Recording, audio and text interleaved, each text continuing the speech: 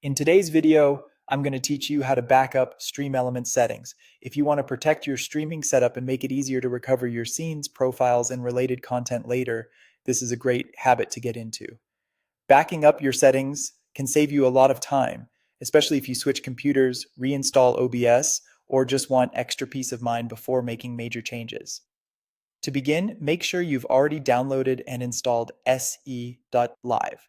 This is important because the backup feature we're using is available through the StreamElements integration inside OBS. If SE Live is not installed yet, go ahead and install it first before continuing. Once that's ready, open OBS and look at the top menu bar. You should see the StreamElements menu there.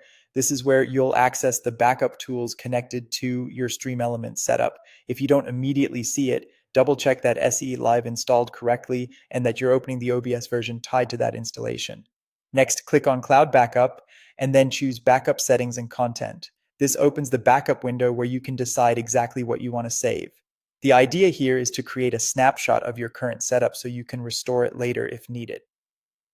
After that, type in a clear backup name.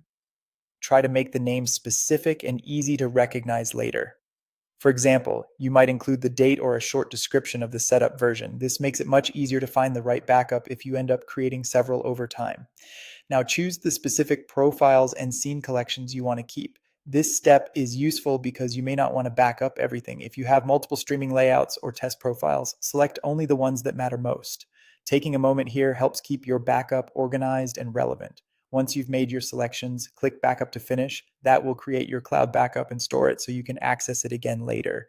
It's a simple final step, but it's the one that actually commits everything you selected. If you ever need to restore your settings, go back to Cloud Backup, then select Manage Cloud Backups.